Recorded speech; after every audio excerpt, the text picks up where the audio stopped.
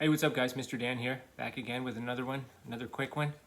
And once again, although I said I'm not going to be that channel that is like a collector-oriented channel, I'm hoping to get into some more reviews as soon as I can. I did pick up a few items from the Dollar Tree the other day. I finally found some, well, you be the judge, but some possibly watchable movies from the Dollar Tree. And I did get something from eBay that I had mentioned in a previous video when I unboxed my Creature from the Black Lagoon mask. I just kept filming as I had a off-the-cuff conversation with my son about watching the Spanish Dracula. So I went ahead and I said, you know what, I'm just going to buy it. I'm just going to find it, buy it. We're gonna watch it, and he's going to help me with the review of that since he's pretty proficient in Spanish. And I'm also just very interested. I've never seen it. I'm very interested in the Spanish Dracula. Now, of course, to get the Spanish Dracula, you have to get something like this. So I got this on eBay. It was pretty cheap. The Legacy collection for Dracula. Try to do that so there's minimal glare. But great, it's pretty cool. Pretty cool cover. I love his eye there. Let's take it out. One thing I noticed, is it weird that it comes out this way? Isn't it supposed to come out from the other way? Is this backwards? Or is it just me? Anyway, it comes out. There's the cover. It tells you all the films that are on it. In the back, 2 discs. So I totaled 4 films.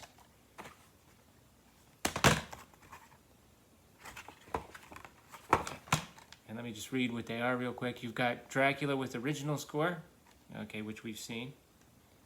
We started our Universal Monsters watching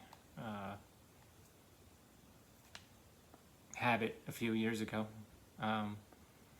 Dracula with the Philip Glass score. Love Philip Glass, of course, so that might be interesting to just throw on. And then you've got some documentaries narrated, hosted by Stephen Sommers. The Road to Dracula, Dracula poster and photo montage, you know, the usual kind of thing. Feature commentary with film historian David J. Skall. Okay, so that's disc 1. Then disc 2, you have Dracula Spanish version, introduction to the Spanish version with Lupita Tovar, and she was great. There are some interviews with her on YouTube. I don't know if that will be. I imagine that this was filmed after those that interview on YouTube. It could be the same though. I'm not sure, but that was filmed in the 90s when she was in her 80s. She actually lived to be 106. She passed away a little while back, but she's if you ever listen to an interview with her, she's fun. Just very you know, kind of classic old world actress. And her insights into the differences between the Bela Lugosi version and the Spanish version are really interesting. Okay, then also it has Dracula's Daughter, 1936, with Gloria Holden, I believe is her name. I really liked it. I've seen that recently, just recently. Because after my son and I watched all the Universal films, many of which, of course, I was familiar with from years back, I went and hit all the sequels. But I didn't put him through that yet. We might check out a few of them, but you know, there's there's a lot of them. A little bit of dip in quality for a lot of them, but I like Dracula's Daughter. And then Son of Dracula. That's from 1943. That's the one with Lon Chaney Jr., I believe, as Count Alucard. And House of Dracula from 1945, which is an interesting film, and I believe that's with John Carradine as Dracula. He is mentioned on here. Yeah, featuring legendary actors such as Lon Chaney Jr., John Carradine, and others. Okay, well, there's some extras, but the Spanish Dracula is what I wanted, so I'm excited to watch that and have my son help me with a review on that. Now, let's get to the Dollar Tree. One of them I just grabbed. I had to get it. I've been thinking about this movie for years, wanting to see this for years. The other 2, we'll start with those. Abominable. Okay, so this is going to be like a John Ellsworth, Project Ellsworth kind of video where I read the back here. Great channel, my fellow resident of New Jersey, by the way. The legends are true. A research team embarks on a journey to obtain a plant that can advance medical research by centuries. While stumbling upon clues of the previous expedition, they discovered that a Yeti creature, it's uppercase, lurks within the Himalayan mountains, and it will do anything to protect its terrain. Okay, so this stars, I'm guessing no one that you've heard of, Katrina Matson, Amy Gordon, Robert Berlin.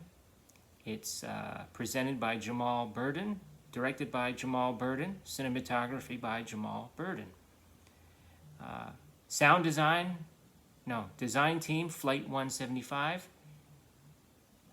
Okay, edited by Mr. Sushi. Okay. Next, we have Kukui, the boogeyman. There is a very, can you see it there? There he is in the background. Kukui, the boogeyman. It comes at night. Bad kids beware. The horror report says it's intense, fast-paced, and very well done.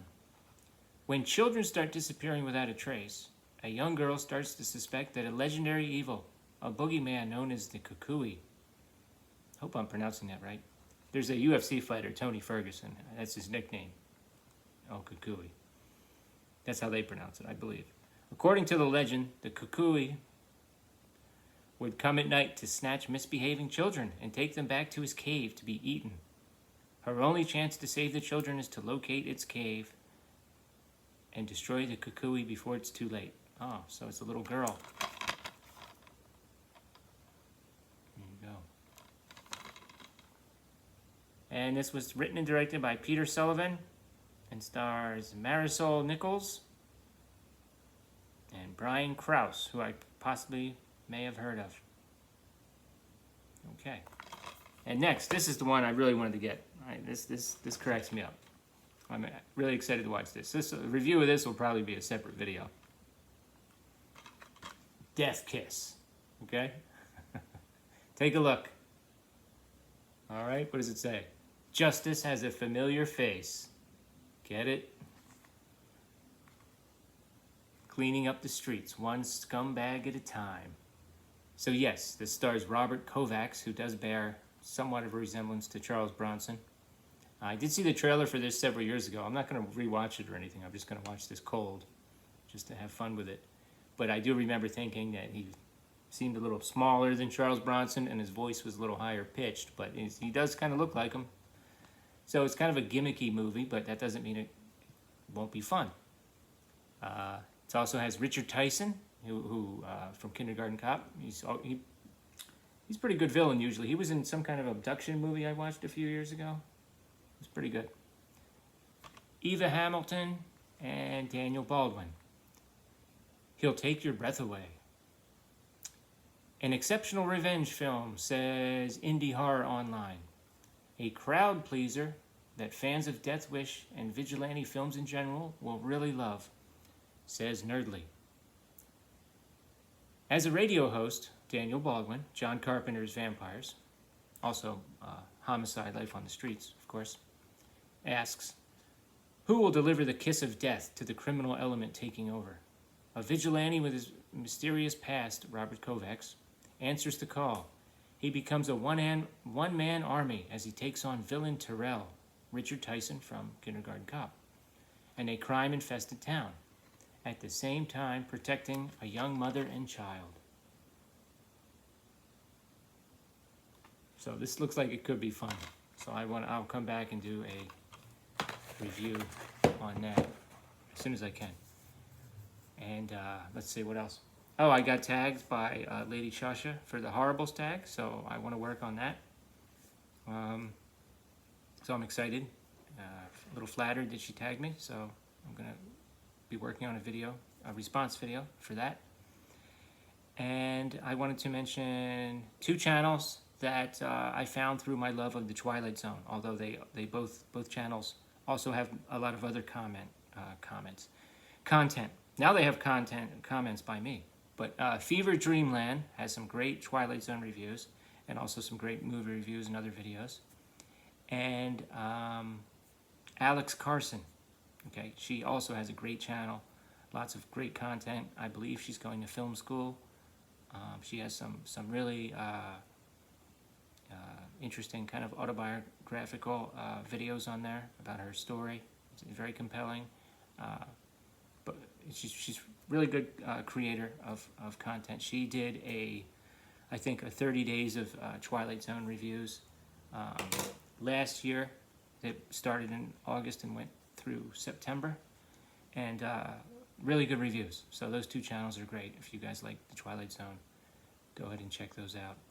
And I'll be back soon with another one later. Thanks.